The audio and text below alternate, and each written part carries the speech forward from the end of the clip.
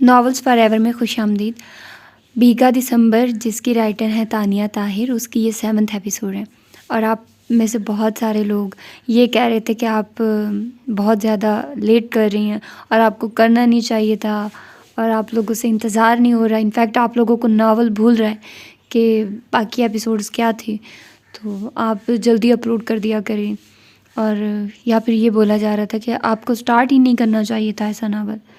इस नावल की ही एपिसोड में बता चुकी हूँ कि जैसे ही वो अपलोड करेंगी 2-3 एपिसोड्स बन जाएंगी, मैं आप लोगों को प्रोवाइड कर दूँगी।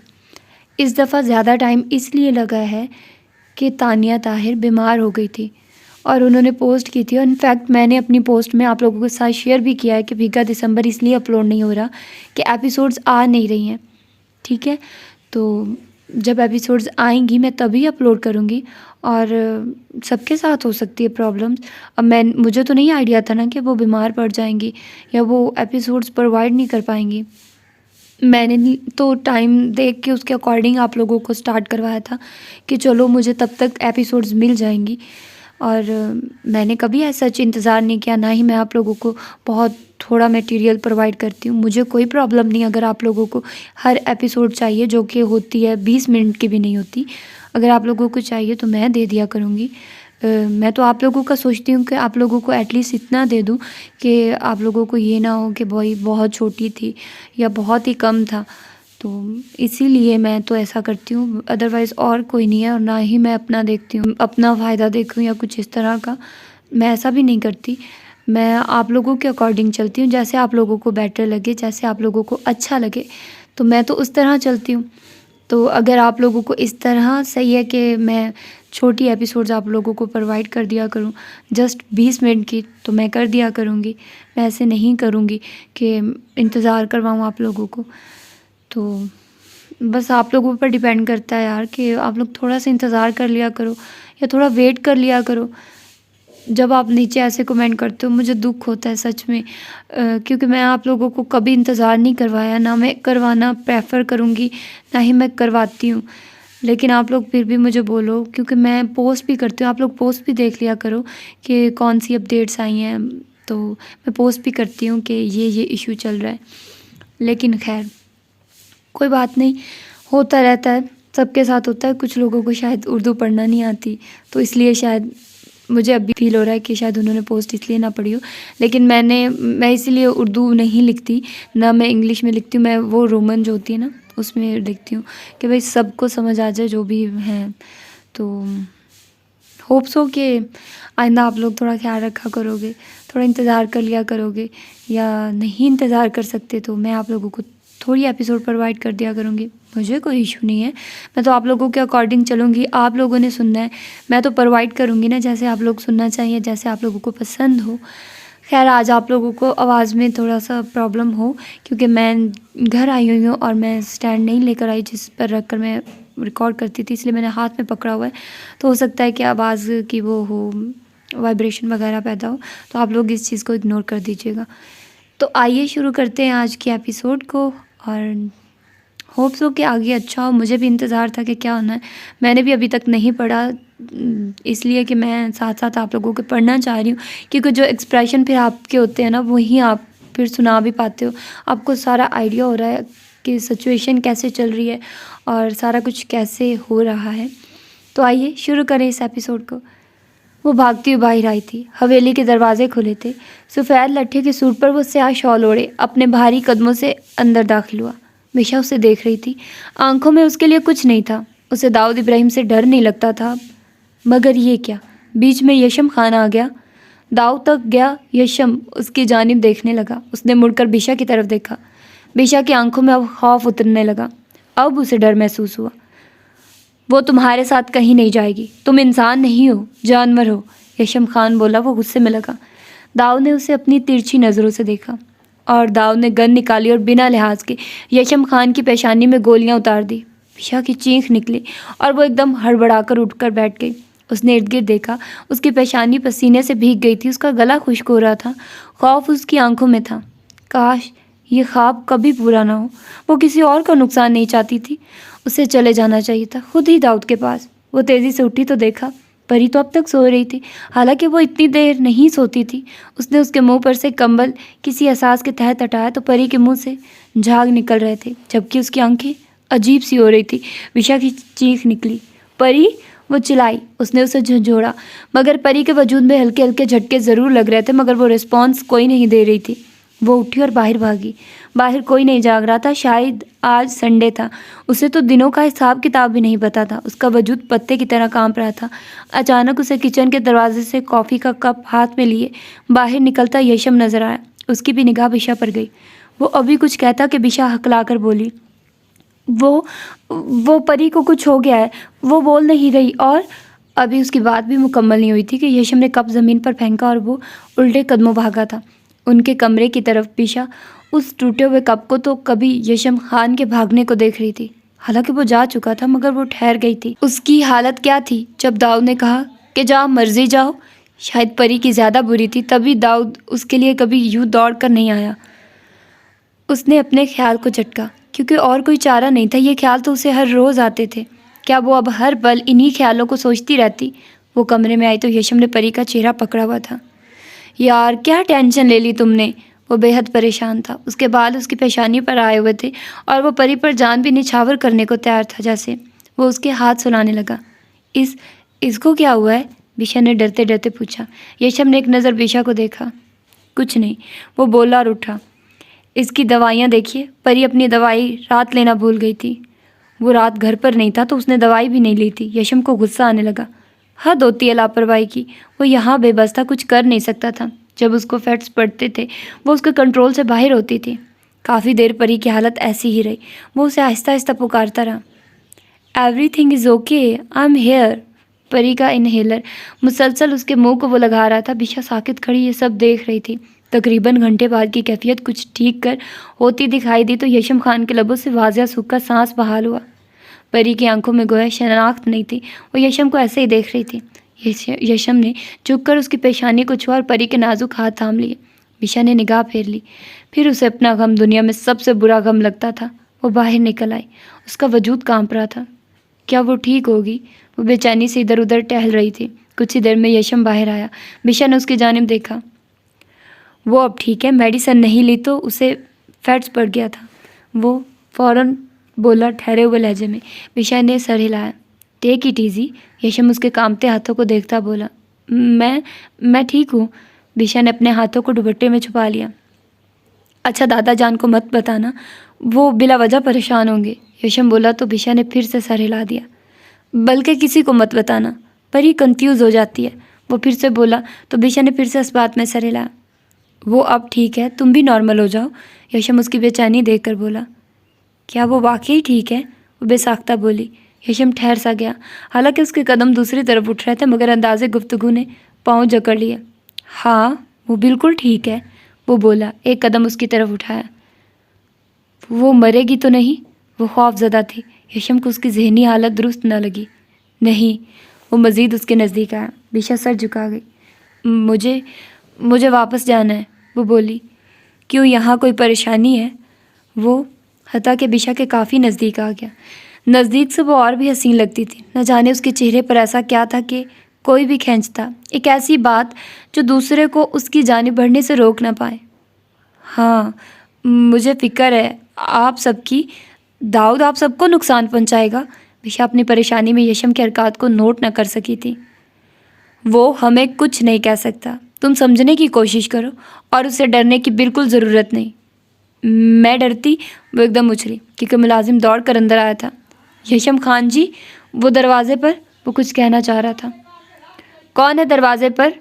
यशम बाहर निकला। बिशा को लगा उसका ख्वाब पूरा हो रहा है। अभी दरवाज़ा खुलेगा, दाऊद अंदर आ जाएगा और यशम खान मर जाएगा, जैसे उसने उसका बेटा मार दिया। वो किसी और बेकसूर को जान से मार देगा। वो दौड़कर यशम तक पहुंची और उसका बाजू थाम लिया। नहीं जाइए आप, वो दाऊद होगा, वो मार देगा आपको। मत जाइए, मत खोलिए दरवाज़ा, ये दरवाज़ा बंद रहने दें। मैं नहीं चाहती मेरी वजह से कोई बेकसूर मरे। आप ना जाइए, आप वापस चले जाइए, प्लीज़ मत जाइए। रिलैक्स। यशम ने बिशा के बाजुओं को थाम लिया। कोई नहीं। दरवाज़ा एक ठोकर से खुला था। यशम के लफ्ज़ वहीं जम गए और बिशा तो मानो पत्थर की हो गई। दाऊद इब्राहिम स्याह लिबास में स्याह शॉल ओढ़े, खामोश नज़रों से बिशा को देख रहा था। बिशा झटका खाकर यशम से दूर हुई थी। दूसरी तरफ यशम को भी कहाँ यकीन था कि दाऊद को अपनी आंखों से सामने देखेगा। दाऊद इब्राहिम वहीं खड़ा रह गया था। बिशा दाऊद को देख रही थी। दाऊद की नज़रें बिशा पर थी। उसकी सांसें भारी होने लगी। दाऊद ने गन होल्डर से गन निकाली। बिशा सर पड़ गई। यशम ने एक निगाह बिशा पर डाली। इससे पहले गोली चलती, एक मजबूत आवाज़ पर दाऊद इब्राहिम की बंदूक से निकलती गोली वहीं रुक गई। ट्रैगर पर मौजूद उसकी उंगली रुक गई। दाऊद इब्राहिम, हम तुम्हें काट कर रख देंगे, हमारे पोते पर बंदूक तानी तो। ये दादा जान थे। उनकी आवाज़ ने जैसे हर तरफ सकूत बर्पा कर दिया था। मगर ये भूल थी सबकी, सामने कौन था? क्या कोई जानता नहीं था?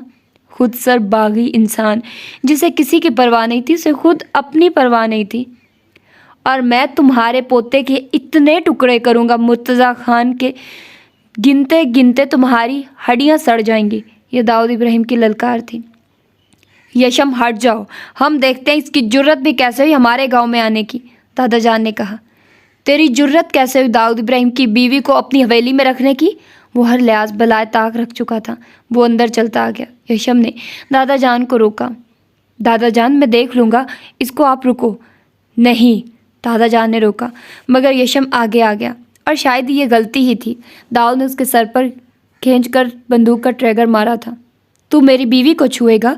मेरी बीवी को? वो अपने जूते से लॉन में एकदम गिरे यशम को मार रहा था।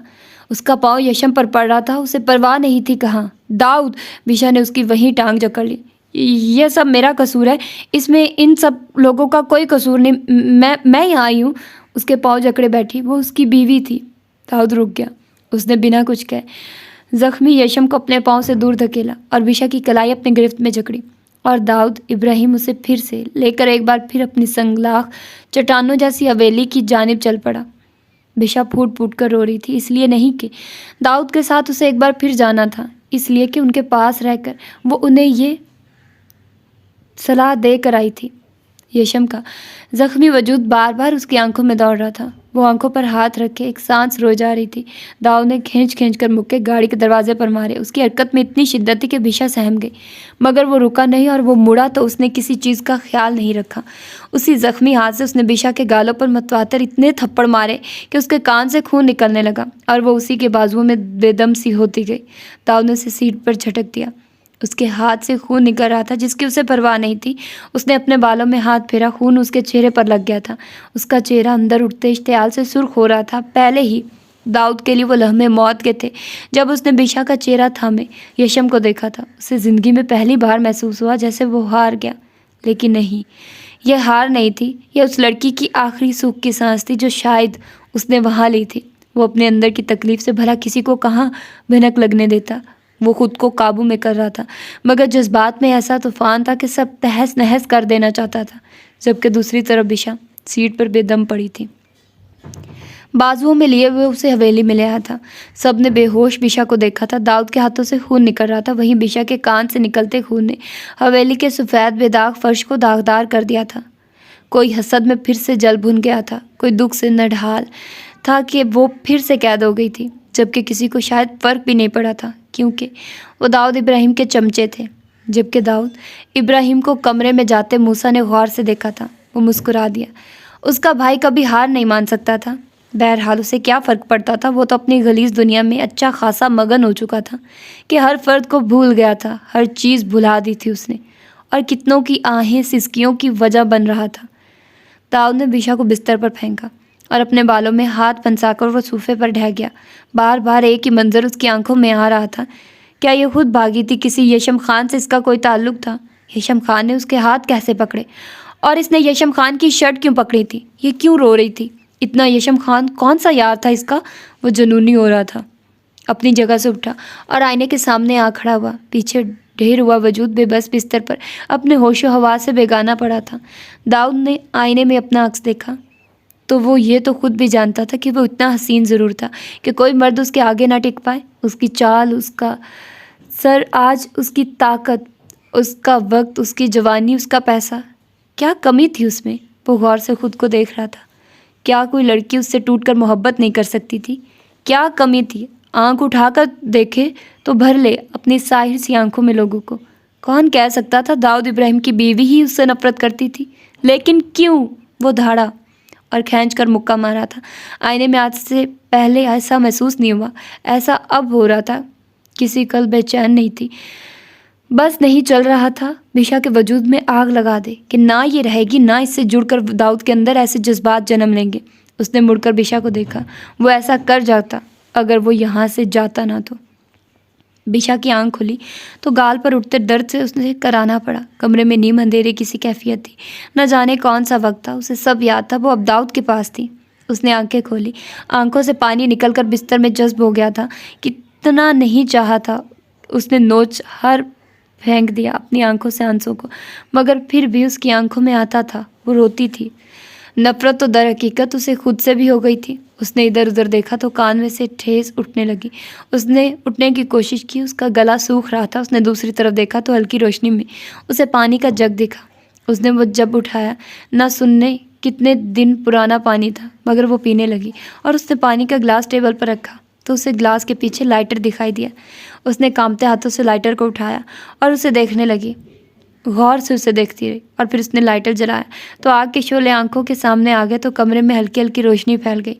वो सुर्ख नज़रों से उस आग के शोले को देख रही थी। अपनी जगह से उठी और उसने एक नज़र बेड को देखा। यहाँ से ही तो शुरू हुई थी उसकी ज़िंदगी में तबाही। उसके अंदर अजीब जुनून से उठने लगे और उसने दाऊद इब्राहिम के बिस्तर को लाइटर लगा दिया। आग ने चादर को पकड़ा और रफ्ता रफ्ता चादर से पूरे बेड को अपनी लपेट में आग ने ले लिया। वो कुछ फासले पर खड़ी बेखौफ नज़रों से आग की लपेटों को देखने लगी और फिर उसने वो लाइटर जलाकर सोफे पर फेंक दिया। हाँ, अगर उसकी मौत यूँ आसान है और उसकी ज़िंदगी से दाऊद इब्राहिम निकल जाएगा तो यूँ ही सही। वो मुस्कुराती नज़रों और लबों की तराश में अजियत से भरी पूर्ण मुस्कान लिए खड़ी उसे जलते सुलगते कमरे को देखने लगी, जिसमें न जाने कितने अरसे से वो अपनी चीखें दबा रही थी। आज़ादी चाहिए मुझे दाऊद इब्राहिम से आज़ाद होना है। धुआं उठता था। आग के बड़े बड़े लिपटे कमरे की एक एक चीज़ को अपनी लपेट में ले रहे थे। पर्दों में लगती आग के शोले बुरी तरह भड़के थे और उस आग से नहीं डर रही थी। वो वहीं बीच में खड़ी जलती आंखों से बिस्तर को जलता देखने लगी। आग से जलती चीज़ों की अजब आवाज़ और हीट बढ़ रही थी। साईं, कमरे से धुआं निकल रहा है जी, कि पूरी हवेली भर गई धुएं से। उसके मुलाजिम ने उसको आकर बताया। वो ज़मीनों पर था, हाथ पर पट्टी बंधी थी जबकि माथे पर वाजिया बल थे। उसने मुलाजिम की जानिब देखा सुर्ख नज़रों से और वो वहीं सब छोड़कर भागा था। हवेली में धुआं बढ़ रहा था। दाऊद जैसे ही अंदर आया उसने दौड़कर अपने कमरे का दरवाज़ा खोला तो झटका खाकर वो पीछे हटा। आग के शोले उबल रहे थे। उसका कमरा झुलस रहा था। उसकी बीवी कमरे के बीचम बीच खड़ी थी। आग मुसलसल उसके गिर्द अपना घेरा तंग कर रही थी, जबकि उसे परवाह नहीं। मुलाजिम फ़ौरन पानी ला लाकर डाल रहे थे। बिशा, दाऊद चिल्लाया। बिशा मुड़ी उसको देखने लगी। आंखों में आंसू थे। बिशा, पागल हो गई हो? वो उसकी जानिब हाथ बढ़ा रहा था, मगर आग उसे मोहलत नहीं दे रही थी। दाऊद का दिल पहली बार बुरी तरह धड़क रहा था। वो उस लड़की को जान से मार देगा। उसे अजियत देने के लिए किस किस हद तक जा रही थी। बिशा मुस्कुराने लगी। मुझे नफरत है दाऊद तुमसे, वो बोली। दाऊद ने ज़ोर से लकड़ियों को लात मारी जो कि दरवाजे में अड़ चुकी थी और वो अंदर दाखिल हुआ। सख्त नफरत, वो बोली। उसे अपने नज़दीक आता देख रही थी। दाऊद ने उसका हाथ खींचा। अगर वो ना खींचता उसके कपड़ों को आग लग जाती। आग के शोले उठने लगे। दाऊद ने उसे बाहर धकेला और ख़ुद भी बाहर निकला तो बुरी तरह खांस रहा था। चेहरा सुर्ख था। उसके हाथों पर कहीं जख्म आए थे। बिशा ने उसकी जानिब देखा। दाऊद ने इतना जलजला था कि शायद वो वाकई बिशा को अपने हाथों से आग लगा देता। उसने उसे बालों से जकड़ कर उठाया। साइको औरत, वो धाड़ा, जबकि सामने से आता ज़रियाब ये मंजर देख चुका था। दाऊद, हुरैन और ज़रियाब होंग खड़े थे। दाऊद ने अलबत्ता उनकी जानिब नहीं देखा। अफरा तफरी ही अलग थी वहाँ। दाऊद बिशा की गर्दन दबोचता खड़ा था, अपना कहर उस पर बरसाने को बिल्कुल तैयार, और यहाँ मुलाजिम इस आग को बुझाने की तगोदो में थे। दाऊद! इससे पहले दाऊद बिशा पर हाथ उठाता, ज़रियाब एकदम चिल्लाया था। दाऊद की निगाह उसकी जानिब उठी। उसकी आंखों में मज़ीद शोले उठे थे। उसे बिल्कुल रत्ती भी किसी की परवाह नहीं थी, ना उसे गर्ज थी। वो अच्छा था ही नहीं तो वो अच्छा होने का नाटक भी नहीं कर सकता था। बिशा ने ज़रा सा सर घुमाकर ज़रियाब को देखा। उसकी आंखों में बेशुमार हैरानगी थी, जैसे वो शॉक्ड हो। और उसके साथ खड़ी हुरैन पत्थर की सी बनी खड़ी थी। हाथ उठाओ मुझ पर, क्यों रुक गए? बिशा ने इन दोनों का कोई नोटिस नहीं लिया और दाऊद की जानिब देखा। अगर तुम्हें ऐसा लग रहा है कि तुम्हें मुझसे दूर ये दोनों ले जाएंगे तो तुम अब भी बचकाना सोच रखती हो।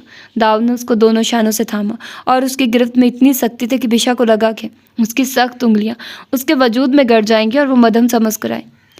मैंने एक चीज़ देख ली दाऊद इब्राहिम, तुम बहुत जल्द डर जाते हो। वो बिना उससे खुद को छुड़वाए बोली तो दाऊद उसकी आंखों में ज़रा हैरानगी से देखने लगा। बिशा के लबों से मुस्कुराहट अलबत्ता जुदा नहीं हुई थी। दूसरी तरफ दाऊद की गुस्से से नसें फटने को थी। ये क्या बकवास की थी उसने, मगर वो कुछ भी कहता सरेआम ने एक झटके से बिशा को उससे आज़ाद कराया था। यह क्या तरीका है बात करने का, क्या कर रहे हो तुम ये, ज़रियाब चिल्लाया तो दाऊद ने सर झटका मगर बोला कुछ नहीं। ज़रियाब ने बिशा का चेहरा देखा, उसके चेहरे पर नीले निशान थे जबकि खून की एक खुश लकीर उसकी गर्दन पर निशान बना चुकी थी।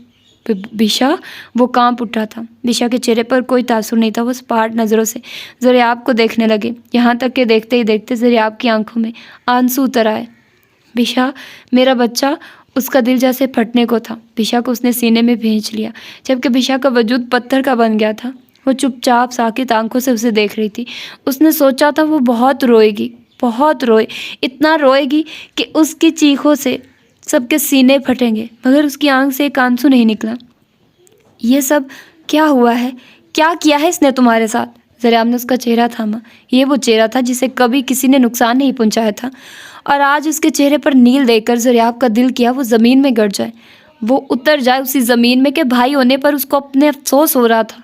बिशा ने कुछ नहीं कहा तो ज़रियाब ने दाऊद की जानिब देखा जो ये ड्रामा सुकून से देख रहा था। ये क्या हरकत है, तुम मेरी बहन के साथ ये सब करते हो? वो धाड़ा और दाऊद का गिरेबान जकड़ लिया। बिशा अब लर्ज उठी थी। दाऊद ने ज़रियाब को जिन नज़रों से देखा था बिशा की जान सूख गई थी। दाऊद ने दांत पीसते हुए ज़रियाब का जबड़ा जकड़ लिया। हाँ, यही सब करता हूँ मैं तुम्हारी बहन के साथ, क्योंकि ये मुझसे मोहब्बत नहीं करती। ये दाऊद इब्राहिम की नहीं है, बाकी पूरी दुनिया की हो सकती है। वो घर आया और उसने ज़रियाब को दूर धकेला। ज़रियाब तवाज़ुन बरकरार न रख सका और दूर जा गिरा। बिशा एकदम दाऊद के सामने आई। नहीं, वो बोली। दाऊद को लगा वो एक दिन ये ही सब देखता मर जाएगा। मुझसे जंग है तो मुझ तक रखिए, किसी और को नुकसान पहुंचाने की ज़रूरत नहीं है। वो बोली तो दाऊद ने उसकी जानिब देखा। अंदाज फाड़ खाने वाला था। मेरा बस चले तो मैं हर उस इंसान को जान से मार दूं जिसकी तुम हमायत लेती हो, जानबूझकर मुझे अजियत देती हो। बस कर दें दाऊद इब्राहिम, इसे अजियत कहते हैं जो आप महसूस कर रहे हैं? ये शुरुआत है, ये कुछ नहीं है जो मैंने सहा। मैं आपका कुछ नहीं बिगाड़ सकती, मगर आपको सुकून कभी नहीं आएगा। मेरे इख्तियार में बस आपसे नफरत है जो मैं अपनी आखिरी सांस तक करूँगी, फिर चाहे मेरा सर मेरे धड़ से जुदा कर। उसके अल्फाज वहीं रुके। दाऊद ने उसके गाल पर थप्पड़ दे मारा था। तुम्हें समझ क्यों नहीं आती ये बात? वो हलक के बल चीखा था। क्यों नहीं समझ आती कि तुम मेरी हो और तुम्हें मेरा ही होना है, तुम किसी और की नहीं हो सकती। मेरा बच्चा मार दिया तुमने दाऊद इब्राहिम। वो भी चीखी। इन दोनों को जैसे परवाह नहीं थी। उनके गिर्द कितने लोग हैं, मुलाजमीन हैं, बिशा के घर वाले हैं, दाऊद के घर वाले हैं। मैंने मारा है तो क्या मेरे आगे औलाद नहीं होगी? मेरे 7 वारिस होंगे इसी हवेली में। वो बोला तो लहजे में गरूर था। भूल है, भूल में हो किसी। मैं अब क्या, अब हाँ क्या, अब क्या करोगी तुम? कुछ नहीं कर सकती बिशा, तुम कुछ भी नहीं, क्योंकि तुम्हें पाने में जो जो मैंने किया तब कोई कुछ नहीं कर सका, तो अब भी कोई कुछ नहीं कर सकता। वो बोला। ज़रियाब ने उसका हाथ पकड़ लिया। दाऊद इस वक्त जंगली हो रहा था। उसने ज़रियाब के मुक्का मारना चाहा, मगर बिशा बीच में खड़ी हो गई और वो सीधा उसकी गर्दन पर लगा। बिशा के मुंह से एक लफ्ज़ नहीं निकला। उस हाथ की तकलीफ सहने की उसे आदत थी। दाऊद एकदम पीछे हुआ। जाने दो इनको, वो उसकी कमीज़ जकड़े बोली। उसकी आंखें घूम गई थी, वजूद जैसे अंदर से हिल गया था। दाऊद ने ज़रियाब की जानिब देखा। अगर अपनी ज़िंदगी चाहते हो तो मेरे किसी काम के बीच मत आना, चले जाओ यहाँ से। वो बोल जबकि बिशा को खुद में कैद कर लिया, जैसे ना वो किसी को देगा ना ही अपने बीच किसी को आने देगा। बिशा ने एहतजाज नहीं किया, उसे कोई चाहिए ही नहीं था अब, कोई भी नहीं। उसके दिल से हर चीज़ की आरजू ख़त्म हो गई थी। वो बस उस दिन के इंतज़ार में थी जिस दिन खुदा इंसाफ करेगा। दाऊद इब्राहिम मर जाएगा, उसे कोई बीमारी हो जाएगी, उसके हाथ पांव टूट जाएंगे, कुछ तो कुछ उस जालिम के साथ होगा जो उसको खाक में मिला देगा, मगर वो उसके पास से कहीं नहीं जाएगी। वो उसका अंजाम अपनी आंखों से देखेगी, भले उसकी पूरी उम्र गुजर जाए। क्या बकवास है, छोड़ो इसे। बिशा, मैं तुम्हें यहाँ रहने नहीं दूंगा। इस जंगली जानवर के साथ तुम रहोगी? कभी नहीं। ज़रियाब ने गुस्से से भड़कते बिशा को उसकी कैद से आज़ाद कराया। दाऊद ने मुठ्ठियाँ भींची। बिशा ने ज़रियाब की जानिब देखा। कुछ तो बोलो मेरी जान, मैं बस तुम्हें यहाँ रहने नहीं दूंगा। उसका लहजा भरा आ गया। उस पर आई तकलीफ़ उसकी बहन ने खुद पर झेल ली थी कि उस गर्दन पर देखते ही देखते नील पड़ गया था, जबकि ज़रियाब क्या कर सका था अपनी बहन के लिए। मैं 10 महीनों से यहाँ ऐसे ही रहती हूँ और मुझे यहाँ कोई तकलीफ़ नहीं, आप चले जाइए। वो बस इतना ही बोली। ज़रियाब को लगा उसकी रूह नोच लेगा कोई। नहीं बिशा, माफ़ कर दो मुझे, मैं इन सब की बातों में आ गया था, मुझे माफ़ कर दो। माफ़ कर दिया मैंने आपको, उसने कहा और वो वहाँ से चली गई जनान खाने की तरफ। ज़रीना खतून ने अपनी बुज़ुर्ग पहनाव में उसे समेट लिया था। वो रोई नहीं, बस कुछ देर यूं ही बैठी रही। वो जानती थी कुछ ही लम्हों में दाऊद फिर से आ जाएगा और उसे दोबारा अपने साथ ले जाएगा। ज़रीना खतून ने मुलाजमाओं की दौड़ लगवा दी। वो उसके लिए दवाइयाँ, हल्दी और न जाने क्या क्या ला रही थी। उसने कुछ खाया भी नहीं था। वो चुपचाप वो करती गई जो उन्होंने कहा। बिशा जा चुकी थी। दाऊद ने तमस्खुर से ज़रियाब को देखा और ज़रियाब ने गुस्से से फिर से उसका गिरेबान जकड़ लिया। तो तुम्हारी असलियत वो ही थी? मैं तुम्हारे बारे में गलत नहीं था। ज़रियाब का बस नहीं चल रहा था वो दाऊद को जान से मार दे। हाँ, यही मेरी असलियत है, दाऊद ने बिना परवाह किए कहा। ज़रियाब तो दंग ही रह गया। क्यों क्यों क्या बिगाड़ा है मेरी बहन ने तुम्हारा? ज़रियाब की समझ में कुछ भी नहीं आ रहा था। उसके दिमाग में बैठाओ कि वो दाऊद से मोहब्बत करे। उसे दाऊद की मोहब्बत कैद लगती है। उसे दुनिया चाहिए, दाऊद नहीं। वो मुझे वारिस नहीं देना चाहती। मैं उसे जान से मार तो दूंगा, मगर किसी और का होने नहीं दूंगा। ये बात उसे समझनी होगी। दाऊद की बात पर ज़रियाब चौंक चुका था। बस इस बात पर तुमने उसका चेहरा बिगाड़ दिया। मेरी बहन जिसे कभी किसी ने छुआ नहीं। वो गमगीन था। हाँ, तभी उसने दाऊद इब्राहिम की जगह उस एहसन को चुना। मेरी इज्जत पर ज़र्ब लगाई। बदकिरदार शौहर के अलावा उसे सब कुछ चाहिए। तुम्हारे दिमाग का गंध है ये, ज़रियाब चिल्लाया। दाऊद सोफे पर बैठ गया। तो उसने एहसन को क्यों चुना मेरे मुकाबले में? अगर ये मेरे दिमाग का गंध है तो वो क्यों भागी मेरे घर से? वो उसके शाने पर हाथ मारता खुद भी चीखा। ज़रियाब तो शौक पर शौक था। और अजीब कुड़ दिमाग हो तुम सारे। दर हकीकत तुम्हारे जैसे लोग लालची होते हैं, जिनकी आंखों पर पैसा ऐसी पट्टी बांध दे, रिश्तों को भूल जाते हैं। अब मेरा दिमाग ना खाओ और निकलो यहाँ से। वो चीखा और मुलाजमाओं को हुक्म दिया कि ज़रियाब को और दूर पत्थर बनी उसकी बीवी को हवेली से बाहर फेंकवा दे और दोबारा कभी यहाँ ना आने दे। और ऐसा ही हुआ। मुलाजमों ने उसे बाहर निकाल दिया। ज़रियाब की आंख से आंसू टूटकर ऐसे गाल पर गिर गया। एक बूढ़े मुलाजिम ने उसकी जानिब देखा। इतनी देर बाबू, इतनी देर कर दी तुमने आने में, वो अफसोस से बोला। ज़रियाब ने उसके हाथ थामे। बाबा जी, मुझे बताइए ये सब क्या हो रहा है? मेरी बहन जी, मैं भला दाऊद साईं के आगे सर उठा सकता हूँ? पहले रोज़ से वो फूल सी बच्ची इसी अजियत में है। दाऊद साईं की सख्तियाँ झील रही है। आज तक मैंने उस बच्ची को हवेली से बाहर जाते नहीं देखा। जी, दाऊद साईं ने यहाँ तक अपने ही बच्चे को मार दिया। दाई ने कहा बेटी है, दाऊद साईं ने मार दिया जबकि बेटा था। बिशा बीबी न जाने 5-6 दिन कहाँ रही। दाऊद साईं उन्हें ढूंढते रहे। जी, हम तो उसी रोज़ से ये सब देख रहे हैं कि वो बच्ची ज़बान भी खोले तो थप्पड़ पड़ता है। मैंने खुद देखा उसे ये सहते हुए। दाऊद साईं बड़ा जालिम आदमी है, बड़ा जालिम। किसने कहा था अपनी बच्ची को ना से बिठा दे? जी, हर चमकती चीज़ सोना नहीं होती। दाऊद साईं उसका खाना पीना बंद कर देते थे जी, कमरे में कैद कर देते थे। अक्सर जब खाना खा रहे होते तो बिशा बीबी सर झुकाए बैठी रहती। जब तक वो खाना मुकम्मल ना करते तब तक कहाँ बिशा बीबी को इजाज़त थी कुछ खाने की। वो तो जीते जी किसी को भी मार दे, फिर वो फूल सी बच्ची आहिस्ता आहिस्ता पत्थर होगी। और जब उनका बेटा मरा उसके बाद आज सुबह ही तो दाऊद साईं लाए थे उन्हें। आह!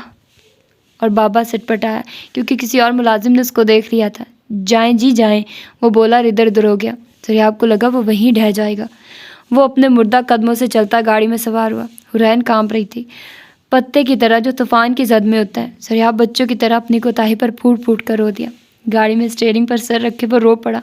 वो एक भरपूर मदद ये मंजर देख कर धुल गया। वो उसकी बहन थी, उसकी बहन। वो मर क्यों नहीं गया? उसकी बहन के साथ ये सब होता रहा, वो सुकून की नींद सोता रहा। हुरैन के अपने भी आंसू निकल रहे थे। उसने कांपते हाथ से ज़रियाब का हाथ थामना चाह के ज़रियाब ने उसे खुद से दूर झटक दिया। तुम खुश हो जाओ हुरैन। कितना खुश है बिशा, इतना खुश है कि तुम्हारी आंखें क्यों भर आई उसे देखकर? क्या हुआ? उसकी खुशी पर खुश क्यों नहीं होती अब तुम? वो धाड़ा और उसने खुद को किसी भी हरकत से बाज रखते मुट्ठियाँ भींच ली। मेरी बहन कहती रही तुमसे मोरे से, मगर तुम दोनों पर पैसे की चर्बी चढ़ गई। बिशा को मार दिया तुमने। हुरैन को तुम्हें बताती रही, तुम उसका मजाक बनाती रही, तुम उस पर तंज करती रही। कितना नहीं कटता होगा उसका दिल, कितना नहीं वो बिन मौत मरी। मेरी बहन ख़त्म कर दी तुम लोगों ने। वो दीवाना होता चीख रहा चिल्ला रहा था, जबकि हुरैन को लग रहा था अब ज़रियाब का हाथ उठेगा, और बिल्कुल उसी तरह जैसे दाऊद बिना किसी लिहाज के बिशा पर हाथ उठा रहा था, वो उस पर हाथ उठाएगा। और इस तकलीफ़ को कैसे सहेगी? बिशा का चेहरा देखकर उसे लगा वो ज़मीन में गड़ जाए। उसकी दोस्त, वो अपनी दोस्त को समझ नहीं सकी। ज़रियाब मज़ीद कुछ नहीं बोला था, वो तेज़ ड्राइव करने लगा। बिशा के रोने की मुसलसल आवाज़ गाड़ी में गूंज रही थी।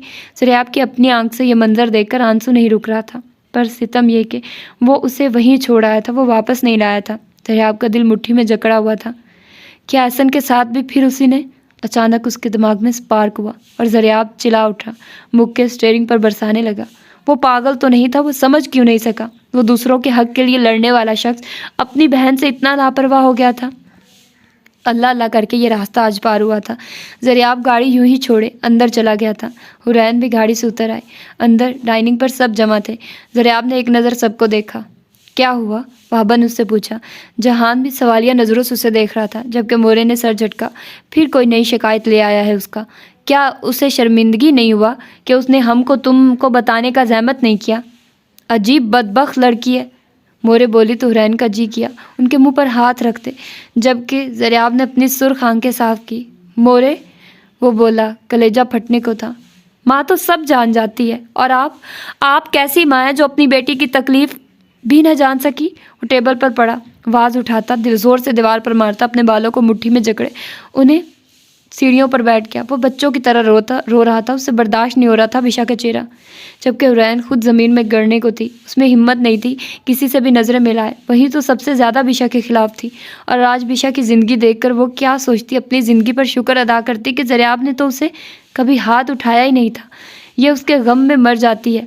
वो उसकी बचपन की दोस्त, उसकी सबसे अच्छी राजदार, उसके गम में रोने वाली, उसकी खुशी में खुश होने वाली, कि उसे क्या वो गई और वो जान ना सकी? क्या हुआ है? बाबा ज़रियाब के पास आए। बताओ मुझे ज़रियाब, क्या हुआ है? वो बोले। इससे पूछिए, इससे। वो जो बैठी आज रो रही है, उससे पूछिए कि बिशा कितना खुश है। मेरी फूल सी बहन कितनी खुश और मुतमईन है। उसके चेहरे पर कैसे खुशी के तमगे लगे हुए हैं। पूछिए इससे, जो ज़रा एक लम्हे के लिए बिशा की हमायत बर्दाश्त नहीं करती थी। ज़रियाब का बस नहीं चल रहा था उसे भी इसी तकलीफ़ से दो चार कर दे, मगर फिर फ़र्क ही क्या रहता उसमें और दाऊद में? अब बताती क्यों नहीं? हाँ, अब क्यों रो रही हो? नहीं हुरैन, मैं तुम्हें रोने नहीं दूंगा। खुद को जश्न मनाओ। मेरी बहन का बच्चा मार दिया दाऊद ने, जश्न मनाओ। उसकी हालत देखो, उसके पास कितना पैसा, कितने जेवरात हैं। तौक बन गए वो सब उसके लिए, और हमें खबर ना हुई। मैं अंधा, किसी का कसूर नहीं, मेरा कसूर था। मैंने किसी का एतबार नहीं किया। मैं अपने दोस्त को जान ना सका। वो उसकी आंख से निकलते आंसू को समझ ना सका मैं। वो अपना सर थाम गया। सब हौन खड़े थे। ज़रियाब नफ़ी में सर हिलाता ऊपर अपने रूम में चला गया, जबकि बाबा परेशानी से ढह गए। मुझे कोई कुछ बताएगा? वो बोले। हुरैन, क्या हुआ? बिशा ठीक है? फूट फूट कर रोती हुरैन को जहान ने झंझोड़ा था। नहीं जहान, वो खुश नहीं है। हम गलत थे। दाऊद बहुत बहुत जालिम इंसान है। बिशा को जीते जी मार दिया उसने। बिशा का बच्चा मार दिया दाऊद ने। बिशा का चेहरा देखो तो कलेजा फट जाए तुम्हारा। दाऊद ने उसे हमारे सामने इतना मारा। दाऊद उसे पहले रोज़ से टॉर्चर करता है। वो सच्ची थी जहान, वो सच बोल रही थी। दाऊद ने उसे ख़त्म कर दिया। उसमें कोई जज्बात नहीं रहे। वो साकित थी, वो पत्थर की बन गई। वो हमारे साथ नहीं आई। वो रोए जा रही थी, जबकि सभी दंग थे। मुझे मेरी बेटी के पास जाना है, बाबा बोले। हाँ, जहान ने भी सर हिलाया। हम मिलने जाएंगे बिशा। जहान जैसे बाहर गाड़ी की तरफ भागा और उसने गाड़ी निकाली। उसके बाबा भी पीछे आने लगे, मगर एकदम दहलीज पर वो रुक गए। बाबा हुरैन की चीख निकली थी, दर्दनाक चीख। वक्त का काम था गुजरना, और वक्त अपनी रफ्तार से गुजरता गया। हर रोज़ अलबत्ता ये बताकर जानता ज़रूर था कि बिशा की ज़िंदगी का एक और तकलीफ दे दिन गुजर गया। ज़रियाब उस दिन के बाद नहीं आया था, या आया भी था तो उसे खबर नहीं हुई थी, और अच्छा ही था उसे ना ही होती। इस बात को गुजरे दूसरा महीना ख़त्म होने वाला था। सब कुछ वैसा ही था। उसके और दाऊद के बीच तनाव की दीवार, दाऊद का उसके साथ रवैया, सब बिल्कुल वैसा ही था। कुछ बदला नहीं था, और उसे इल्म भी नहीं था कि उसकी ज़िंदगी में ये बाप कब बदलने लगा था। दाऊद के सामने ज़बान खोलना वो छोड़ चुकी थी, और ये सब चीज़ों से उसे बेहतर लगता। कम अज़ कम उसके कम बोलने की वजह से वो उस पर हाथ नहीं उठा पाता था, क्योंकि उसे कोई वजह नहीं मिलती थी। मगर एक बात थी जो वो महसूस कर रही थी, वो थी दाऊद की उसके लिए बेचैनी। वो हर रात उसके साथ होता था। हर रात उसे अपनी मौजूदगी, अपनी कुर्बत का एहसास हर मुमकिन तरीके से कराने की कोशिश करता। या शायद उसको हर रोज़ फतह करके वो ही एहसास उसे दिलाता था कि वो सिर्फ उसकी है, सिर्फ दाऊद इब्राहिम की, कोई और उस तक कभी नहीं पहुंच सकता। और बिशा के लिए वो लम्हे किसी अजाब से कम ना होते। वो खुद तो अपने मतलब पूरे करके करवट बदल लेता, जबकि बिशा उसकी गहरी नींद में जाते ही बिस्तर से फ़ौरन उठकर फ्रेश होती और उसके बाद की सारी रात वो जानमाज पर गुजार देती। दाऊद सुबह उठता तो वो उसके पहलू में नहीं, सामने ज़मीन पर होती। वो दांत पीस कर रह जाता। जितना वो रोज़ उसे अपनी शिद्दत भरी मोहब्बत का एहसास दिलाता, उतना ही वो रोज़ अपनी नफ़रत उसके पहलू से भाग कर उस पर वाज़िया कर देती थी। दाऊद का कोई काम वो नहीं करती थी, और उसे भी कौन सा काम कराना था। वो चाहता था बिशा जल्द से जल्द एक बार फिर से माँ बन जाए, ताकि उसके यहाँ वारिस पैदा हो और दाऊद को सुकून मिले। शायद इस तरह उसकी नफ़रत भरी आंखों में कुछ मोहब्बत दिख जाए। वो उसे मारकर ज़बरदस्ती करके मोहब्बत का इजहार नहीं करा पा रहा था। इन कुछ दिनों में वो ज़रूरत से ज़्यादा खुद में जुनूनीपन महसूस करता कि किसी तरह बिशा की नरम नज़रें उस पर उठें, लेकिन ना बिशा की नज़रें उस पर उठी और ना ही दाऊद उसकी आंखों में मोहब्बत की हसरत देख पाया। बिशा की तबीयत निढाल सी हो रही थी और कहीं ना कहीं उसे एहसास हो रहा था कि दाऊद अपने मकसद में कामयाब हो चुका है। वो बच्ची नहीं थी, या शायद ये उसकी उम्र भी नहीं थी इतने तक तजुर्बात से गुजरने की, मगर हर दिन उसे पिछले दिन की निस्बत बड़ा कर जाता था। और वो हो रही थी। क्या कुछ नहीं देख लिया उसने इस गुजरे साल में? अपनों के रवैये, अपनों के चेहरे, मोहब्बत लुटाने वाले रिश्ते और एक साइको इंसान से शादी का अंजाम। वो अक्सर सोचती थी कि अल्लाह दाऊद से बहुत प्यार करता है, जो हर बात उसकी पूरी हो जाती है। वो चकराते सर को थाम कर एक बार फिर वही सोच रही थी। अल्लाह उसे प्यार नहीं करता कि उसकी आंखें तरस गई दाऊद की आंखों में वही तकलीफ़ देखने को जिससे हर रोज़ वो गुजरती है। आखिर क्या क्या रखा है उसके लिए? बस ये कि वो उस पर जुल्म करेगा, अपनी मनमानी करेगा। बस जिस तरह दाऊद इब्राहिम ने चाहा बिशा उसी तरह ढल जाए। उसने सर झटका और वो कमरे से बाहर निकल आई। अब उसे डर नहीं लगता था कि जनान खाने में जाने से कोई उसे कुछ कहेगा, मगर अब भी सब कोशिश करते थे कि दाऊद को खबर होने से पहले बिशा को जनान खाने से बाहर भेज दें। वो बाहर आई और जनान खाने के दरवाजे से अंदर दाखिल हुई। जरीना खतून अपने आंसू साफ कर रही थी। उस औरत की बुज़दिली ने एक इंसान को दूसरे इंसान जैसा बना दिया। उसे किसी से हमदर्दी नहीं थी। वो उनके पास आई। मुझे चक्कर आ रहे। वो उनके पास जाकर खड़ी हो गई और सपाट नज़रों से बोली। जरीना खतून ने चौंक कर उसकी तरफ देखा और जल्दी से उसका हाथ थाम कर बिठा लिया। एक बार फिर वो इम्तिहान में पड़ गई थी। उसकी वजह से जरीना खतून का एक बार फिर से रोना आने लगा। या अल्लाह, मेरी बच्ची की आजमाइशें ख़त्म कर दे, दाऊद को हदायत दे मौला। नहीं, वो एकदम नफ़ी करने लगी। उनके लिए हदायत ना मांगी। मैं नहीं चाहती उन्हें ज़िंदगी भर हदायत मिले। बिशा, जरीना खतून हैरान हुई। हैरान मत हो, मेरी नफ़रत का हक़ है ये कि मैं उनके लिए कभी हदायत ना मांगूँ। वो अपनी आग में खुद जलेंगे इंशाल्लाह। दाऊद को सिर्फ दाऊद खुद ख़त्म करेगा, उसने कहा। जरीना खतून बिल्कुल चुप हो गई। जरीना भी दाऊद सा ही आ गए। एक मुलाजमा दौड़ कर आई तो बिशा ने निगाह उठाई। ज़ारा भी वहीं खड़ी थी। उसके मुंह पर तंजिया मुस्कान ठहर गई थी। आज फिर से देखने को मिलता वही ड्रामा। आज फिर से दाऊद का हाथ बिशा पर उठता। इससे पहले कि वो कोई हरकत करते, दाऊद जनान खाने के दरवाजे पर पहुंच चुका था। उसने बिशा को जरीना खतून के पास बैठे देखा।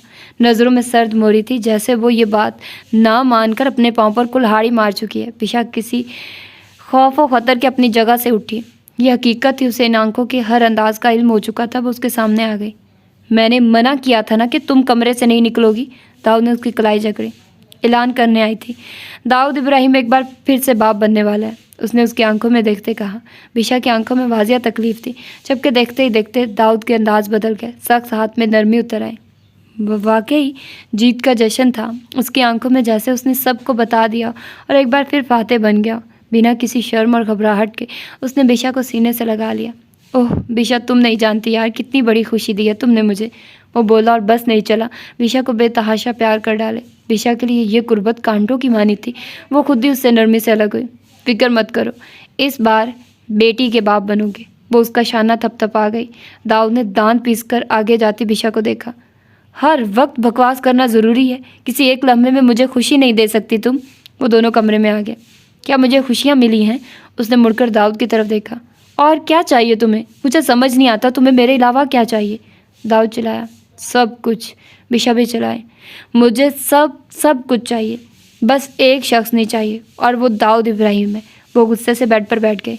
मैंने बहुत दुआएं की थी कि मैं अब कभी माँ ना बनूं, अब मेरी गोद में दाऊद इब्राहिम की औलाद पैदा ना हो, मगर देखो तुम कामयाब हो गए और मुझे यकीन है तुम्हारे यहाँ बेटी होगी। तब तुम्हारा घुमंड टूटेगा। वो जुनूनी होती सारे कुशन्स उठाकर फेंकने लगी, जबकि दाऊद उसे दांत भींचे देख रहा था। वो अपने मजबूत कदमों से चलता हुआ उसके करीब आया और उसकी कलाई जकड़कर उसे खींच कर खड़ा किया। मेरे यहाँ बेटा होगा, बेटा मेरा वारिस, इस हवेली का वारिस। और मज़े की बात यह है कि मुझे भी जिद है, तुम्हारी गोद से ही मेरा वारिस पैदा होगा।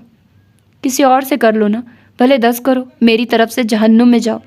इतना मत बोलो बिशा, मैं अपना हाथ रोक रहा हूँ। आह, बिशा को ये दिलचस्प लगा, यानी अब वो उस पर हाथ नहीं उठाएगा, क्योंकि शायद वो उसके बेटे की माँ बने। और ये करम नवाजी उस दिन तक होगी जिस दिन तक उसे ये इल्म नहीं हो जाता कि वो बेटे को जन्म देगी, बेटी की। इसके लिए ये तकलीफ़ इससे भी बढ़कर थी कि उसकी अहमियत, उसकी हैसियत थी क्या, जो कि वो चाहता है कि वो उससे मोहब्बत करे। हाथ मत रोको साईं, मत रोको, कहीं ज़िंदगी में आपको ये पछतावा ना हो कि बेटे के इलाज में हाथ रोक लिया। मगर हुई बेटी, इनफ। दाऊद का हाथ बल आखिर उठ ही गया, मगर हाथ में ही उसने मुट्ठियाँ भींच ली। वो हाथ बिशा के गाल पर जाने से पहले रुक गया। बिशा तंजिया नज़रों से उसकी जानिब देखती रही और उसको पीछे धकेलकर वो वाशरूम में चली गई, जबकि दाऊद ने हाथ का मुक्का बनाकर हथेली पर ज़ोर से मारा। वो दांत भींचता वाशरूम के बंद दरवाजे की तरफ देख रहा था। वो बाहर कमरे से निकला तो निगाह सामने जनान खाने की जानिब उठी। ज़ारा खड़ी थी, उसी की जानिब देख रही थी। किसी और से कर लो बेटा, मेरी तरफ से जहन्नुम में जाओ। अचानक बिशा के अल्फाज उसके कानों में गूंजने लगे। उसने सर झटका और उसका यूं सर झटकना वाज़िया तौर पर ज़ारा ने देखा था। और दाऊद उसे इग्नोर करके बाहर निकल गया। ज़ारा के खून में आग सी लग गई। पहले जो वो उस पर कोई नज़र डाल भी लेता था, अब तो देखना भी गवारा नहीं करता था। बिशा ने ऐसे उसे खुद ही से उलझाया था। इतनी बदतमीज़ थी वो लड़की, मगर फिर भी दाऊद को वहीं चाहिए थी। अगर बिशा की जगह ज़ारा ले ले तो प्रॉब्लम्स ही ख़त्म हो जाए। मगर ये बात दाऊद को समझ नहीं आती। शायद उसे खुद जंग में रहना पसंद था। ज़ारा अंदर जाती कि मूसा से टकरा गई। मूसा के लिए तो शदीद नफरत थी उसके दिल में। मूसा ने ज़ारा की जानिब देखा। शायद इन दोनों का यह पहला तसादुम था इतने अरसे में, वरना जहाँ मूसा होता वहाँ से ज़ारा सबसे पहले निकल जाती थी। मूसा उसे हैरानगी से देखता रहा। तुम्हारा चेहरा ठीक कैसे हुआ?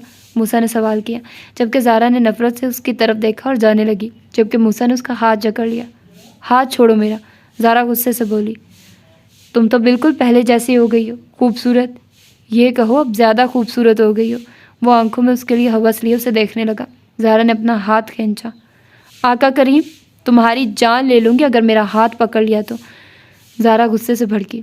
वाह, तुम्हारी तो ज़बान भी लग गई, वो मध्यम मुस्कुराहट से बोला, जबकि ज़ारा जल्दी से वहाँ से भाग गई। यानी तुम फिर मेरा शिकार होने वाली हो। मूसा सर खुजाता हुआ अपने कमरे में चला गया।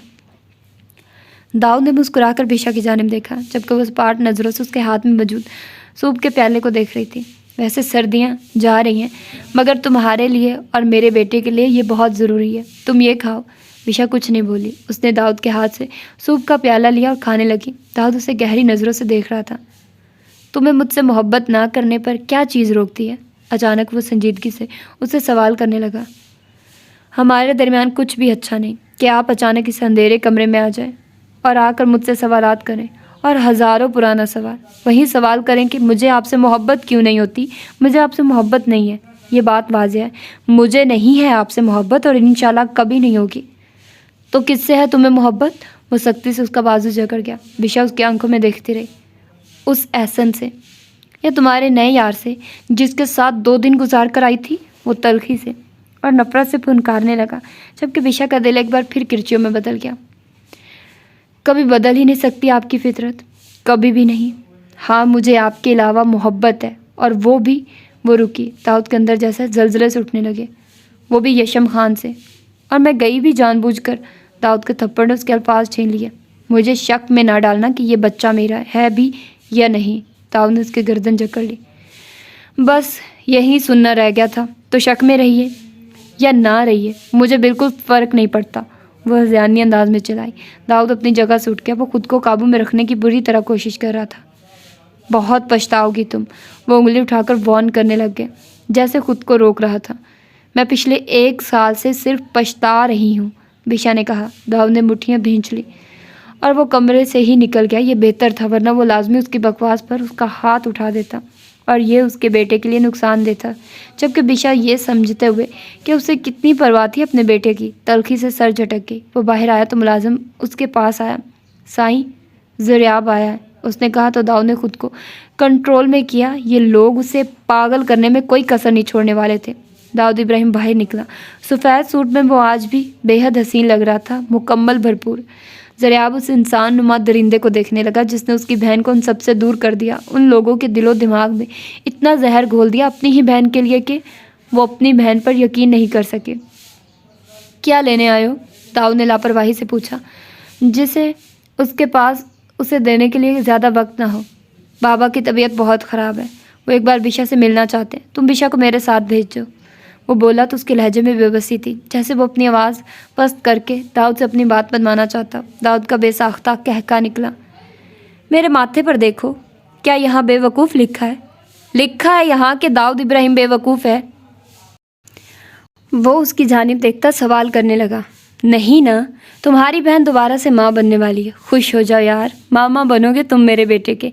वो मुस्कुराया, मैं तो बहुत खुश हूँ। एक तुम खुश नहीं, एक तुम्हारी बहन खुश नहीं। वैसे वो लड़की कभी खुश हुई ही नहीं, नाशुक्री है इंतहा की। उसे सब कुछ दे दिया मगर मजाल हो जो उसके मुंह पर मेरे लिए एक लफ्ज़ मोहब्बत का निकल आए। उल्टा बकवास करती है कि किसी और से मोहब्बत करती है। दाऊद इब्राहिम के लिए जैसे ये बात सबसे ज़्यादा तकलीफ़ देती। ज़रियाब खामोश खड़ा रहा। बहुत चुभते हैं यानी तुम्हें ये लफ्ज़। ज़रियाब के लबों पर मुस्कान ठहर गई और दाऊद आपे से बाहर हो गया। अंदर उसकी बहन ने उसका खून पिया था और ये मुस्कुराकर जलती पर तेल का काम कर गया। दाऊद ने उसके मुंह पर मुक्के बरसा दिए। मुझ पर हंसोगे दाऊद इब्राहिम पर? जान निकालूंगा मैं तुम्हारी। वो धाड़ा, उसने हाथ नहीं रोका।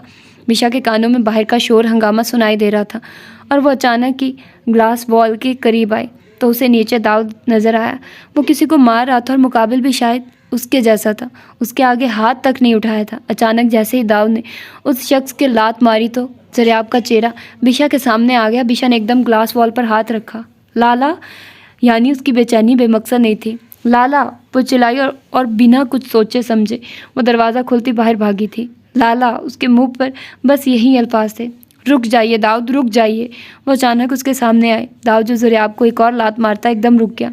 मत मारिए प्लीज़, क्यों मार रहे हैं लाला को? वो मुड़ी और अपने भाई का ज़ख्मी चेहरा थाम लिया। ज़रियाब ने बिशा की जानिब नरम नज़रों से देखा। मैं जानता था आज मैं इससे पिटूंगा तो तुम ज़रूर मुझसे मिलोगी। 2 माह से जूतियाँ घसा दी मैंने तुम्हें देखने के लिए। ज़रियाब नम आंखों से उसका चेहरा थाम गया। क्यों आए आप यहाँ? वो बोली। आंखों में आंसू आ गए, जबकि दाऊद उस सर्दी में भी पसीने में शराबूर था। नफ़रत से ये मिलन देख रहा था। तुम्हारे लिए, अपनी बहन के लिए ये मुझे भले जान से मार दे, मैं यहाँ आना नहीं छोड़ूंगा। बिशा, मेरे बच्चे, मुझे माफ़ कर दो, हमें माफ़ कर दो बिशा। लाला प्लीज़, कर दिया मैंने आप लोगों को माफ़, मत मेरी तकलीफ़ों में इजाफा करिए, मत आया करिए यहाँ। वो चिल्लाई। बस हो गई थी, अब नहीं सही जा रही थी, अब मज़ीद उससे ये तकलीफ़। वो ना आते, उन्हें देखकर उसके ज़ख्म नए सिरे से हरे हो जाते थे। वो दाऊद से लड़ती या अपनों के गम से। नहीं बिशा, मेरे साथ चलो, बाबा की हालत बहुत ख़राब है, वो सिर्फ तुम्हें पुकारते हैं बिशा, सिर्फ तुम्हें याद करते हैं, रोज़ तुम्हारा पूछते, रोज़ उनकी आंखों की आस। जब उसने कह दिया वो नहीं जाएगी तो तुम किस लिए बकवास कर रहे हो? दाऊद ने ज़रियाब का गिरेबान जकड़ कर उसे एक हाथ से उठाया। हटो परे। ज़रियाब ने दाऊद को पीछे धकेला। प्लीज़ बिशा, बाबा से मिल लो, मुझे हालात ठीक नहीं लग रहे। प्लीज़ बिशा, शायद तुम्हारे आने से हमारे बाबा की ज़िंदगी बच जाए। बिशा, वो वहीं बैठी रह गई, हथेलियों से अपने चेहरे को छुपाकर रोने लगी, जबकि वो जानती थी वो अपनी ज़िद, अपने गुस्से को एक तरफ रख भी दे तब भी दाऊद उसे जाने नहीं देगा। दाऊद उसे मार देगा मगर कभी जाने नहीं देगा। बिशा ने दाऊद की जानिब देखा जो ज़रियाब के वहाँ से चले जाने की फ़ौरन तनबीह कर रहा था। वो अपनी जगह से उठी। ऐसा लगा वो आज उसके पास जाकर अरसे बाद फिर बेबसी से कहेगी कि उसे जाने दे। दाऊद बिशा के नज़दीक आने पर रुक गया। ज़रियाब ने उससे अपना गिरेबान झटक कर छुड़वाया। तो ये थी आज की एपिसोड। ये सिर्फ 3 एपिसोड्स मुझे यहीं मिली हैं और नहीं आई थी। कल रात को ही इसकी 30वीं एपिसोड आई थी, तो मैंने 3 एपिसोड्स आप लोगों को सुना दी। अभी तक यहीं आई थी और मैं अब क्या कर सकती हूँ, यही कह सकती हूँ कि आप लोग इस नावल को छोड़ दें। अगर आप लोगों को ज़्यादा प्रॉब्लम्स हो रही हैं तो मेरे बस में जितना है मैं उतना कर सकती हूँ। मुझे जब जब मिलेगा मैं तब ही प्रोवाइड करूँगी, मैं ना उससे पहले प्रोवाइड कर सकती हूँ। तो खैर, इसके अलावा आज जो कि मैं घर आई हुई हूँ तो घर में बहुत शोर हो रहा है, सफाई की जा रही है। तो और वैसे भी मैं अपना स्टैंड नहीं लाई, तो मैं थोड़ा सा नज़दीक होकर बैठी हूँ, हाथ में पकड़ा हुआ सेलफ़ोन, तो मुझे अंदाज़ा नहीं आवाज़ कैसे आ रही है कैसे नहीं आ रही है, बट मुझे ये यकीन है कि साफ़ ही होगी। लेकिन मुझे इस बात का भी यकीन है कि बाहर से जो भी बोलने की और शोर होने की आवाज़ें आ रही वो सारी आ रही होंगी, तो मैं पहले भी आप लोगों को वो प्रोवाइड नहीं करें। अब देखिए फेरी वाला भी आ गया और उसकी भी आवाज़ आ रही है। भाई इट्स नॉर्मल, बस आप लोगों को है कि आप लोग इस चीज़ों को कैसे लेते हैं। अब मुझे रिकॉर्ड करना था और आप लोगों से भी इंतज़ार नहीं हो रहा था, तो फिर मैंने कहा यार छोड़ो इन सब बातों को, इट्स नॉर्मल, सबके यहाँ ऐसा होता है। फेरी वाले भी आते हैं, घर में चहल पहल भी होती है, सफाइयाँ भी हो रही होती हैं, सब काम होते हैं। तो बस नॉर्मल रहिएगा। आप लोगों ने क्या करना है कि इन चीज़ों को इग्नोर करना है। अभी मैं देख रही हूँ कि इस तरह से अगर सही हो जाता है तो ये मेरे लिए आसान होगा रिकॉर्ड करना। अगर मैं कहीं भी हूँ तो मैं इजीली हाथ में पकड़कर अपने सेल फ़ोन से रिकॉर्डिंग कर सकती हूँ। लेकिन अगर मैं मतलब घर में हूँ तो मुझे प्रॉपर एक सेटअप करना पड़ता है, बैठना पड़ता है, स्टैंड पर सेल फ़ोन लगाना पड़ता है और रिकॉर्डिंग करनी पड़ती है। लेकिन अगर मैं हाथ में ही पकड़ कर रिकॉर्डिंग कर सकती हूँ तो मेरे लिए फिर ईज़ी हो जाएगा आप लोगों को नॉवेल्स प्रोवाइड करना। मतलब कहीं भी जहाँ पर शोर नहीं है, पीस और काम है, तो वहाँ पर मैं इजीली रिकॉर्डिंग कर सकती हूँ। तो होप सो कि आप लोगों को आज की एपिसोड अच्छी लगी होगी। मुझे नहीं समझ आ रही इस नावल का क्या बनेगा। पहले तो वो लगा था कि येशम वगैरह वो वाला, मतलब बहुत अजीब किस्म का यार ये नावल। और इसकी आई थिंक सो 10 एपिसोड्स बाकी रहती हैं। तो मेरी कोशिश यही होगी कि आप लोगों को 2 एपिसोड्स और बना कर दूँ, 5 एपिसोड को मिलाकर। तो अब आप लोगों पर है, आप लोगों ने इंतज़ार करना है। अगर मुझसे भीगा दिसंबर की किसी एपिसोड मांगी मैंने उसको हाइड कर देना है चैनल से, फिर मत कहना। नहीं खैर मजाक कर रही हूँ भाई। बस यार मैं सिर्फ यही चाहती हूँ कि आप लोग परेशान ना हुआ करें, थोड़ा वेट कर लिया करें, इंतज़ार कर लिया करें। होता है ना कि आपको फील होता है कि आपसे कोई बार बार चीज़ मांगो और आप दे भी ना पाओ, आपके बस में ही ना हो चीज़, तो फिर दुख होता है। मेरे बस में जो भी होता है मैं कर देती हूँ।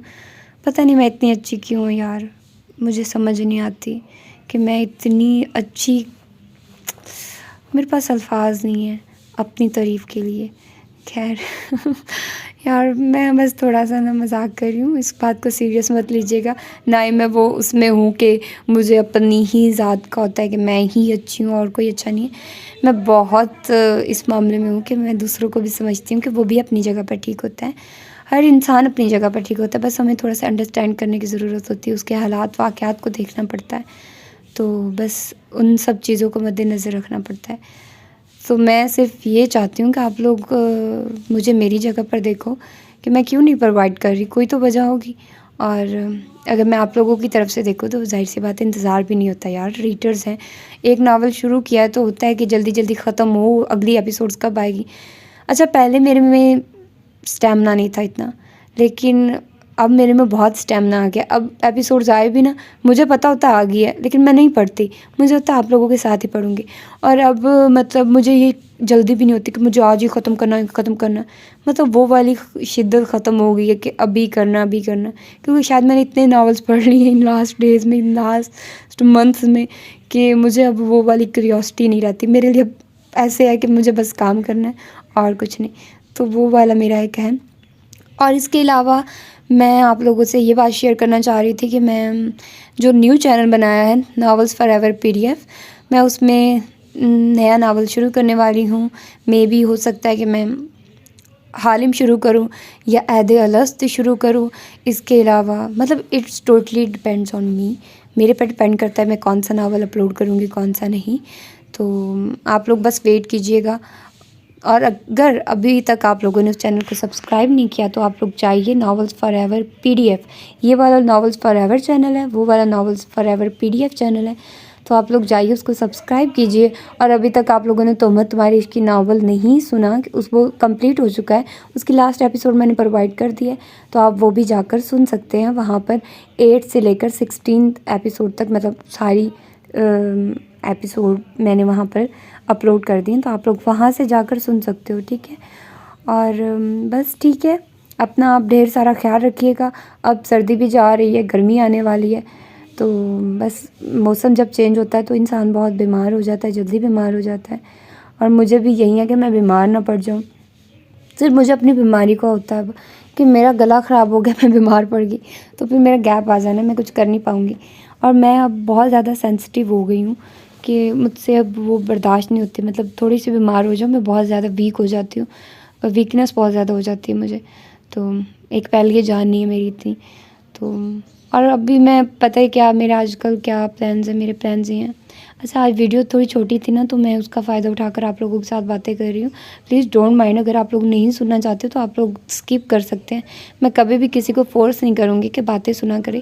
मैं सिर्फ आप लोगों के साथ रूटीन शेयर करती हूँ और मुझे अच्छा लगता है और मुझे करना है, मैं करूँगी। आप लोग बस, आप लोगों के पास ऑप्शन है, आप लोग स्किप कर दो, छोड़ दो उस वीडियो को। आप लोगों को पता चल गया मैंने यहाँ तक सुना दिया तो बाकी मत सुना कीजिए आप लोग। तो मैं कह रही थी कि मैं अब मुझे ना थोड़ा सा मुश्किल हो रही है, लेकिन मैं स्टार्ट करना चाह रही हूँ व्लॉगिंग।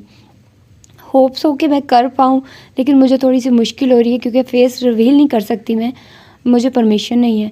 और मैं नकाब कर सकती हूँ, मतलब मास्क लगाकर, और इस तरह से रूटीन यूज़ कर सकती हूँ। तो मुझे थोड़ा सा ये भी प्रॉब्लम है कि मैं व्लॉगिंग करूँगी कैसे, वीडियो कैसे बनाऊँगी। वीडियोज़ का एक्सपीरियंस नहीं मुझे कि डेली बेस्ड वीडियोज़ कैसे बनानी है, लेकिन मैं इंशाल्लाह स्टार्ट करूँगी। और मैं आप लोगों से चाहती हूँ कि आप लोग मुझे सपोर्ट करो, इस लिहाज से कि मुझे बताओ कि मैं सही कर रही हूँ नहीं कर रही।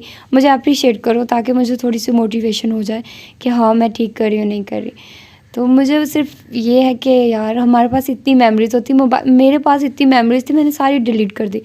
डिलीट इन द सेंस कि मुझे लगता है मैं देखती तो हूँ नहीं, लेकिन फिर बाद में मुझे इतना रिग्रेट होता है मैंने क्यों डिलीट किया, मुझे किसी न किसी तरह मिल जाए, बट खैर वो डिलीट हो जाती है। तो मैं चाहती हूँ कि मैं अपनी ये लास्ट वाली मेमोरीज़, अपने लास्ट सेमेस्टर की सारी मेमोरीज़ ना एक तरह से इस तरह से सेव करूँ। ये मुझे बहुत अच्छा ऑप्शन लगा है कि अगर मैं इधर सेव करूँ, और मे बी और को भी हो वे तो, लेकिन ये मैं कहती हूँ कि ये वाला बेस्ट वे है कि इसको मैं सेव करूँ इस तरह से, मतलब अच्छा लगेगा, आपकी डेली रूटीन बनेगी। आप सारी चीज़ें जो आप कैप्चरिंग करना चाह रहे हो, जो मतलब करना चाह रहे हो, मोमेंट्स आप रखना चाह रहे हो, वो सारे आपके पास होंगे और ये एक अच्छी मेमोरी होती है आपके पास। तो मैं ये करूँगी इंशाल्लाह, स्टार्ट करूँगी। बस फर्स्ट वीडियो जो बनाना है ना बहुत मुश्किल होगा मेरे लिए, बहुत ज़्यादा मुश्किल होगा, लेकिन इंशाल्लाह मैं पूरी कोशिश करूँगी और आप लोगों के साथ शेयर करूँगी। इसके अलावा हमारे 5K होने वाले हैं, तो उसकी जो वीडियो बनाऊँगी मैं उसी चैनल पर बनाऊँगी। मतलब इधर से सारा रिलेटेबल होगा तो, लेकिन उधर बनाऊँगी मैं। तो बस आप लोग मुझे सजेशंस दिया कीजिएगा और बताया करें कि कैसा होना चाहिए, किस तरह नहीं होना चाहिए। और बस नावल्स का ये है कि नावल्स मैं पढ़ती तो हूँ, बट यार मैं बहुत थक जाती हूँ। मुझे लगता है मैं बहुत ज़्यादा बर्डन ले रही हूँ, इस चीज़ को मैं सर पर सवार कर लिया, इस वजह से मैं ओवर थिंकिंग बहुत ज़्यादा कर रही हूँ। तो मैं बहुत ज़्यादा वो ना मेंटली तौर पर डिस्टर्ब रह रही हूँ इस वजह से, क्योंकि नावल्स बहुत लेंथी होते हैं, तो उनको पढ़ते मैं आजकल ना थोड़ी शायद थकी हुई हूँ ना, तो वो बहुत ज़्यादा बर्डन फील कर रही हूँ, इसलिए मुझसे रिकॉर्डिंग भी नहीं हो पा रही, मैं रिकॉर्डिंग नहीं कर पा रही, मैं टाइम नहीं निकाल पा रही। तो ये सारा कुछ मेरे साथ आजकल चल रहा है, यही वजह है कि मैं सही से रिकॉर्डिंग नहीं कर पा रही। लेकिन ऐसा नहीं है कि मैं छोड़ूंगी, नावल्स मेरी हॉबी है, आप लोगों की हॉबी है, तो ये तो खैर नहीं छोड़ा जा सकता ना, अपनी हॉबीज़ कैसे छोड़ सकता है इंसान। तो बस यही है कि आप लोग थोड़ा अंडरस्टैंड किया करें अगले बंदे की भी कंडीशन को। हर तरह के हालात नहीं रहते, मतलब चेंजेस आती रहती हैं, सर्कमस्टेंसेस चेंज होते रहते हैं, तो उसके अकॉर्डिंग चलना पड़ता है। होप्स हो कि आप लोगों को बोर नहीं किया होगा मैंने अपनी सिर्फ आजकल जो मेरे साथ चल रहा है, जो मेरे माइंड में चल रहा है, वो मैंने आप लोगों के साथ शेयर किया है। इसके अलावा मैं खैर वो मैं बाद में शेयर करूँगी, अभी नहीं, उसका भी टाइम नहीं आया, तो बाद में शेयर करूँगी, ठीक है। तो बस आप लोग अपना ढेर सारा ख्याल रखिएगा, मुझे दुआ में याद रखिएगा। मिलते हैं इंशाल्लाह इसकी अगली एपिसोड के साथ, लेकिन उससे पहले हम लोग बहुत सारे और नावल्स भी पढ़ेंगे, क्योंकि मुझे यकीन है इसमें 10-15 दिन लग जाएंगे अगली एपिसोड आने में, और 5 एपिसोड जब तक आएंगे नहीं मैं अपलोड नहीं करूँगी। जो मर्ज़ी कर लो भाई, मैंने अब 5 एपिसोड तक ही इंशाल्लाह करके करना है यार, समझा करो ना। मैंने 2 थंबनेल बनाए हुए हैं, तो मैं चाहती हूँ कि मैं 2 ही और वीडियो बनाऊँ। एक्चुअली अंदर वाली बात ये है, सच में बात ये है कि मैंने 2 ही थंबनेल बनाए, मतलब 8 एपिसोड्स के मैंने थंबनेल बनाए, तो मैं चाहती हूँ 8 एपिसोड में ही हो जाए। वैसे और भी बन सकते हैं, ऐसा नहीं है, मैं बना सकती हूँ, लेकिन वो ना आप एक टारगेट सेट करते हो, आपके माइंड में बना होता है, तो मेरा भी वही बना हुआ कि मैंने 8 बनाए हुए, तो मैं 8 ही एपिसोड अपलोड करूँ। खैर, अल्लाह हाफिज़।